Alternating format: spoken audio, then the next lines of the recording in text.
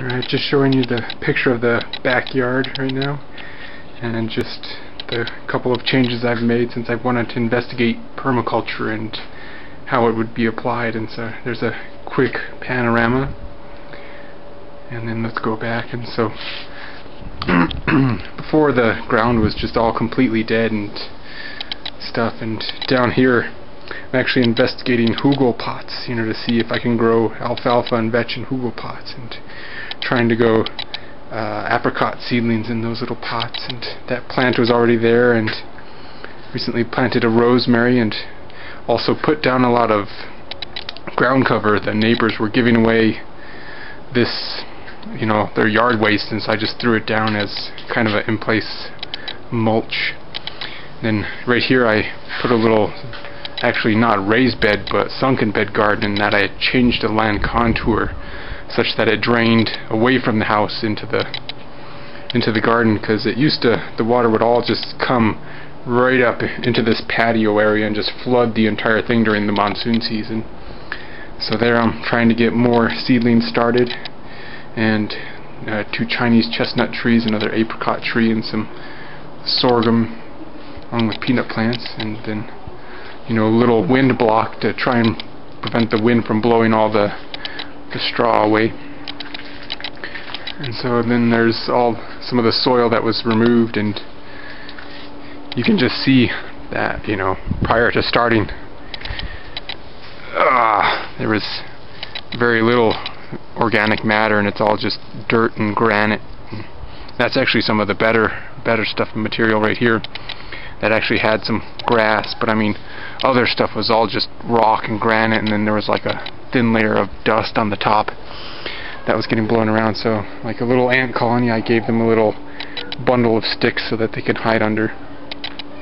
And then over here on this side of the house, I actually changed the contour again, because the water would again drain all the way down against the house, and it would all the growth would be underneath the awnings, and like where the rain would come off the roof and then give it rain there. But then again, it was also attracting problems in that they had termites and actually got into the house. And so trying to get the water away from the house but still have it effective in the garden. There's a log right there for another ant colony to give them some shade, and then right here one of my makeshift shade shelters kind of fell over, and trying to plant apricots right there, and have some more straw to continue putting down sheet mulching as I go along. And a lot of sticks my buddy gave to me are actually underneath there, and then all the previous grass is underneath there. And then I spent a lot of time with this compost right here, and that I got all the wood free from Craigslist, which is really nice to recycle that, and trying to, in this first year, trying to make as much compost as possible, and that possibly next year use it as, in the ground for compost and compost tea and other things like that. And then right there some more sticks that were given to me by a friend, and then put down a big sheet mulch area around this pear tree. I'm not sure of the variety, but it was very nice, and that it was already here and green and holding on, and that this entire area was actually used to be grass, but just through neglect it actually died. It just required an enormous amount of water, and there was no sprinkler system, no in-ground sprinkler system, so it was a tremendous amount of work and labor, and it eventually all died, and it returned to desert dust. And over in this area I'm actually building a water harvesting rack, in that all the rain that will come off the roof during the monsoon season, I'm going to try and capture as much of it as possible in those little blue 55-gallon drums. So I just wanted to show you the process at the moment, and this is a broken board. When I was creating one of the water rack posts, it actually broke right in half because there was a bad knot right in the place where I was going to put the little joint. You can kind of see a little bit of grass starting to grow in there in the pit. And then going back over to this garden, just want to show you real quick. There's actually a really bad freeze, a late freeze this year, and so I had planted several seedlings. I had planted corn here, along the backside to try and, give a lot of shade, to other plants, and trying to use over there like the natural shade as the sun comes down this way So the sun is actually coming, you know, from the south in that direction, you know, trying to use as much shade as possible. But a lot of the seedlings, as they came up, froze during that late frost and died. And then also the sun tends to cook just about everything else because there's no shade back here. And so, you know, during the hotter part of the day, this is the late evening now, but you know, during 2 to 3, I mean, you just cook out here. So I might have to build a shade awning. I was thinking about building a shade awning over this garden to try and, you know, give it a little bit of shade until nature can kind of take over and help me out.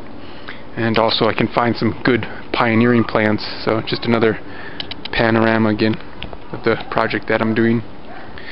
And so yeah, I'd appreciate any comments, you know, on concerns, because trying to look for pioneering plants and, you know, just seeing, you know, getting into the urban or the permaculture and what it's all about, how much water is required to, you know, do this gardening, because I'm trying to use as minimal amount of watering as possible, you know, trying to keep all the moisture underneath that sheet mulch layer. And that sheet mulch layer has like about 6 inches in some places of straw, and then it has like the cardboard, and then whenever I planted the seedlings I just stabbed through the sheet mulch and put in the seedlings. So yeah, a little daikon radish survived, and then a little carrot right there, and then corns. I had to replant the corns because they all died, but luckily I'm going to have 3 of them come back. But for my first year, I'm just happy that anything is surviving. And you can see over there in that corner the rosemary. We'll just walk over there. It's kind of wilted. Recently planted it, so I'm going to have to give it more water to try and keep it, you know, to allow its roots to get established. Yeah, and then a little pioneering weed right there. And yeah, just trying to put down as much organic material to cover the ground as possible to help retain the moisture, because this is, you know, like we've had a drought year here in New Mexico, a D4 drought, you know, as per Weather Underground, you know, which is the most severe, and I think we had maybe 2 rainstorms since the beginning of the year. And so yeah, just trying to keep the moisture where it belongs. So yeah, trying to restore the desert, you know. And I saw that video, Greening the Desert, with Jeff Lawton, and I was like, if he can do it, you know, I want to see if I can do it, you know, and what I have to do and what mistakes I'll make and what plants, and a whole learning process. So hope you appreciate the video, and hope to keep them coming.